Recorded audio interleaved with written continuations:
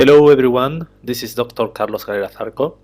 Welcome to a new session in your module Agile and Hybrid Project Management. In that session, we are going to provide an introduction to Agile Management. Well, these are the two main learning objectives in that session. The first one is that you understand why Agile Project Management was developed, and the second one is to recognize some advantages and disadvantages of the application of agile approaches to certain types of projects. Well, if you remember last week we were talking about traditional methodologies, traditional approaches to project management, and from a theoretical perspective, in particular connected with the theory of product development, the traditional approaches usually follow this three-phase model developed by Archer, in which we can distinguish the analytical phase, creative phase, and executive phase. And basically, we are following a linear process of definition, planning, execution, and closure. Well, other important aspect to consider when we are building our criticism of traditional methodologies is the cost of change. Obviously, when we are introducing changes in a project, we will have to increase the cost. But the cost of change is not the same throughout the different project phases. This figure is adapted to the software industry, but something similar happens in different industries, including the construction industry. Basically, you can see here that the more advanced the project is, the higher the cost would be to change something in the project. The problem is that if we follow prescriptive approaches, traditional approaches, we will have to introduce changes over the final product in the production phase when we are delivering something to the client. So the cost of changes will be quite expensive. However, by applying agile approaches, the cost profile of changing would be lower because we are testing, checking, and introducing changes at earlier phases in the project. So it's true that we can develop some criticism of traditional approaches. The first one is that maybe some traditional methods are too presumptuous and assume that all the different aspects in the project can be defined in the planning phase prior to the start of the project.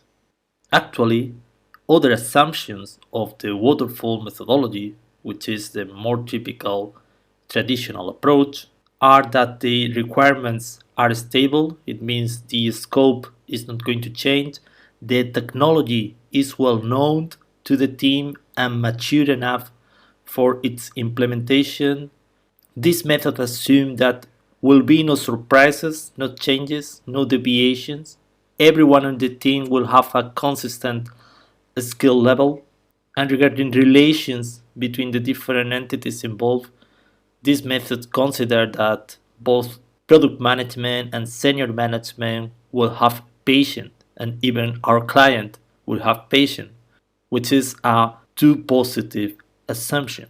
Because obviously, when problems arise and the time is extended, the cost is increasing, everyone around the project can lose their patience.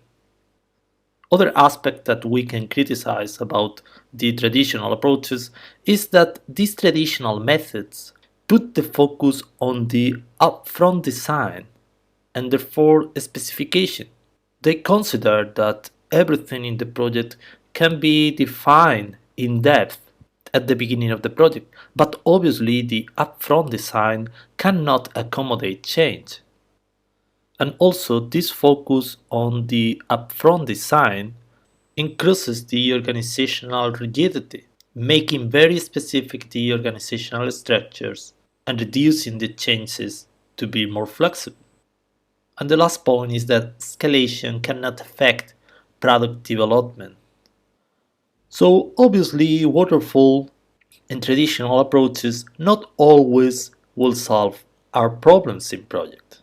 We can consider that traditional methodologies are pretty good at managing the known, but they can become terrible at managing the unknown. And as you already know, in projects, we will have to deal with the unknown many times. So many organizations, to succeed, they have to adapt and look for methods and approaches that improve these traditional methods or that work better for the characteristics and features of the different industries or different types of project. Because at the end of the day, in projects the reality rules. Despite your best laid plans, changes will come. So this context is on the basis of the foundation of agile approaches with the development of the Agile Manifesto. The Agile Manifesto has its origin in the software industry. Actually, this was created for a group of software developers in an informal meeting when they discovered that they were trying to implement projects in a different way to the traditional approaches. So basically, from their practice, they were able to write down this manifesto. Basically, in the manifesto, they affirm that they are uncovering better ways of developing software by doing it and helping others do it. Through this work, they have come to value. So basically, they consider individuals and interactions over processes and tools, working software over comprehensive documentation, customer collaboration over contract negotiation, responding to change over following a plan. They state that while there is value in the items on the right, they value the items on the left more. Here you can see some illustrations to understand better the four key elements of the Agile Manifesto. Based on the Agile Manifesto, we can find the Agile principles, which help us to understand better and develop the key aspects of the Agile Manifesto. Here you have the 12 Agile principles.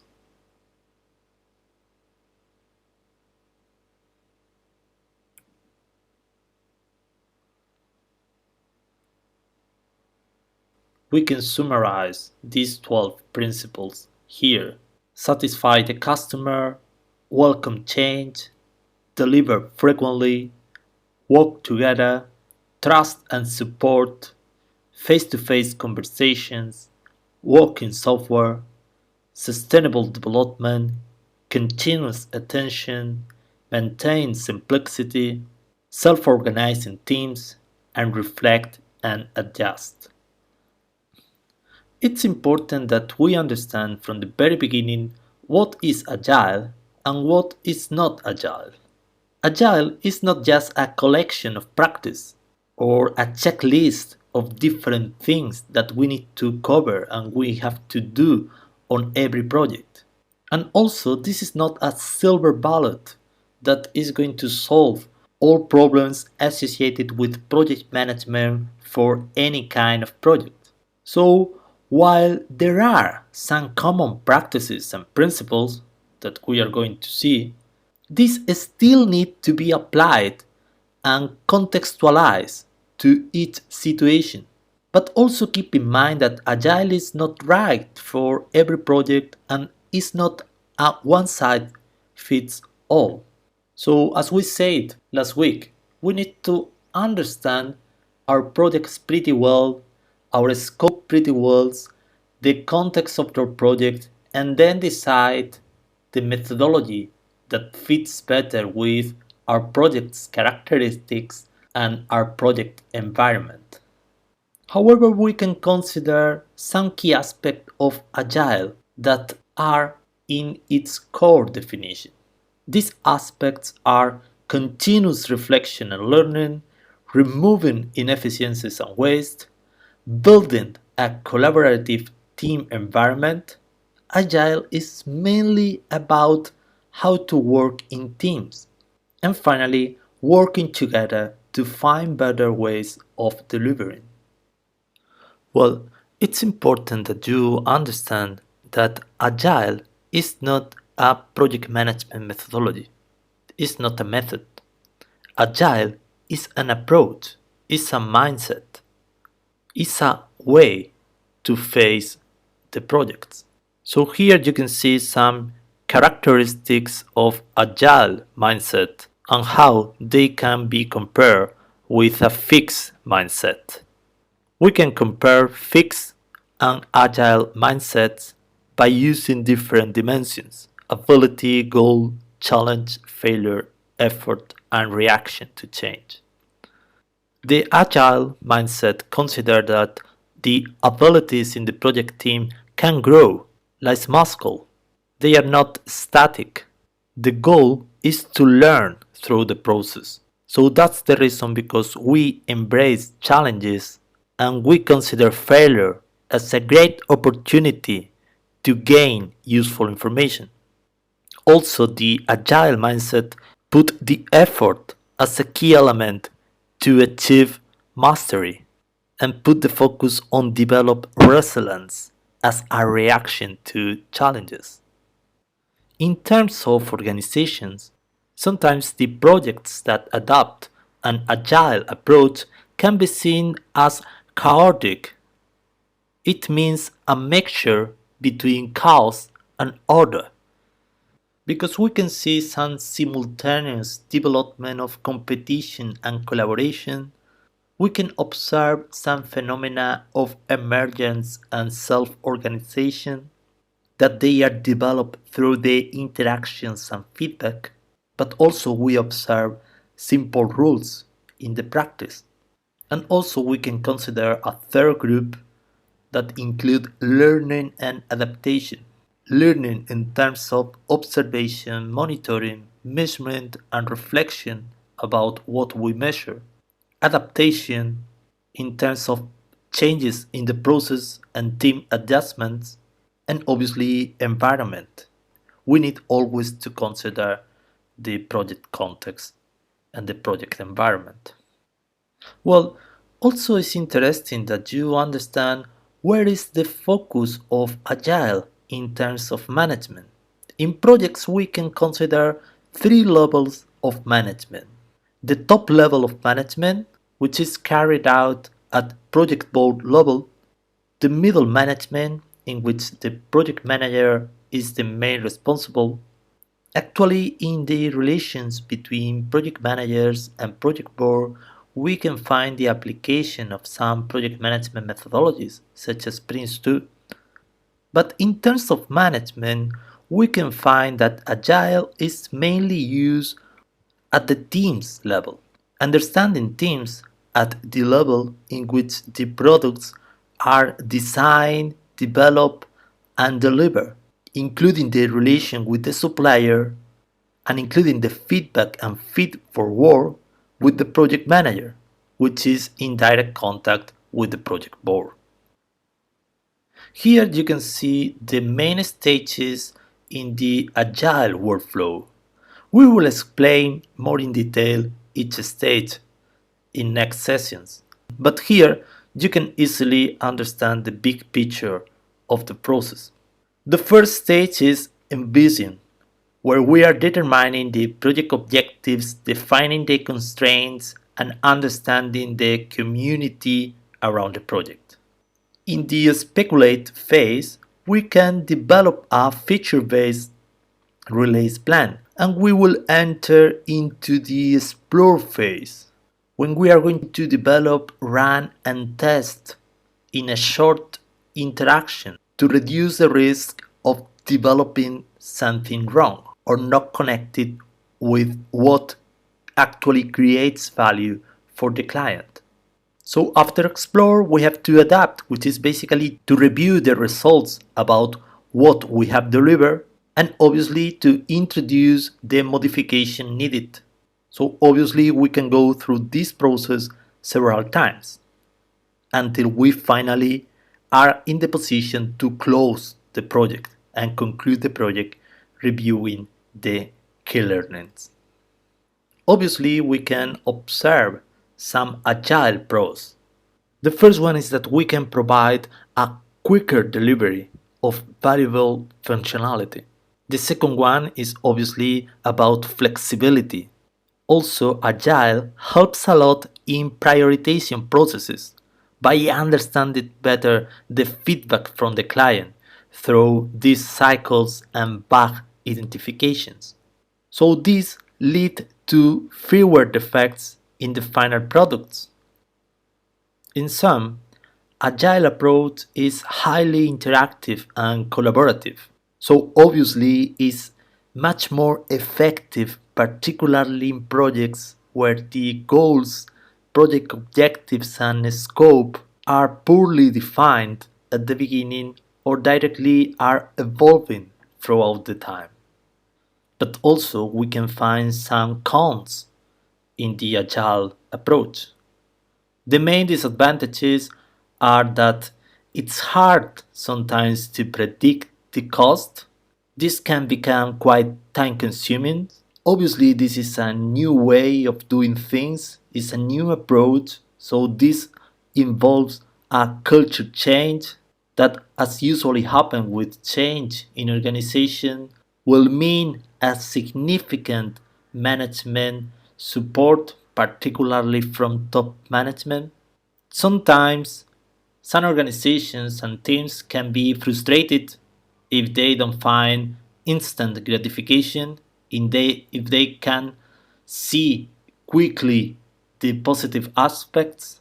So sometimes the organization need to provide some reinforcement in order to not to fall back to waterfall and think that the agile approach is not going to work. Another aspect to consider is about documentation. Sometimes the agile projects are not providing a comprehensive documentation as it happens in traditional methods.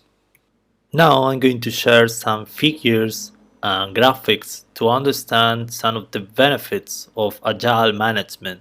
Particularly here we are looking at improvements in agile project management against other methods. That's the case for the development of scientific instruments. In that case, we can see benefits regarding project costs and cumulative defects. This is connected with the lesson learned during the development. Some improvements in terms of project schedule and staffing. And here this is a different case. This is for the software company. Basically here we cannot see a high improvement in terms of project costs, but however we can see that the project schedule, particularly in terms of staffing, we can see considerable improvements. I recommend you to check this report, which is basically the state of agile report. And here basically you can see which factors the organizations that are already applying agile approaches consider as the main benefits of adopting agile. You can see the most important one is the ability to manage changing priorities. So obviously the key strength of agile is the flexibility, the ability to adapt in a changing environment when the requirements and scope is changing. Other important aspects are the alignment between IT and business, the delivery speed, team morale, increased team productivity, risk reduction, quality, etc. And this figure is from the cost report. Here we can see a comparison between agile and waterfall in terms of success for the project. Here you can see how clearly the application of agile is connected with an higher rate of success in project. And here you can see this comparison for large, medium and small projects. As you can see, the main difference between Agile and Waterfall in terms of success is for the medium-sized project.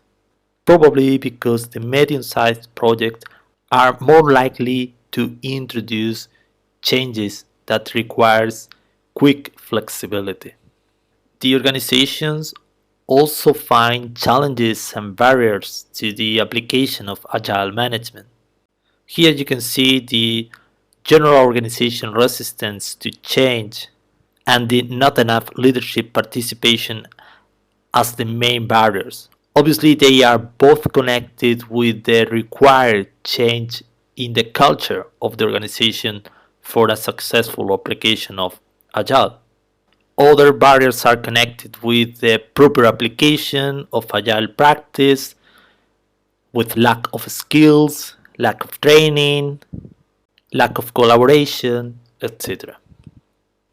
And this chart is very interesting because help you to understand how the organizations that are applying Agile measure success of this Agile transformation. The Agile transformation leads to an increased customer satisfaction, more business value, on-time delivery, better quality, organizational culture, process improvement, predictability, project visibility, and product scope. So these are the factors that organizations take into consideration in order to understand if the application of Agile is successful in their projects.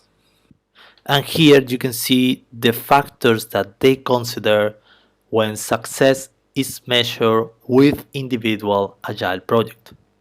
So the so the previous one was more connected with the agile transformations at organizational level, and this is more connected with the individual projects.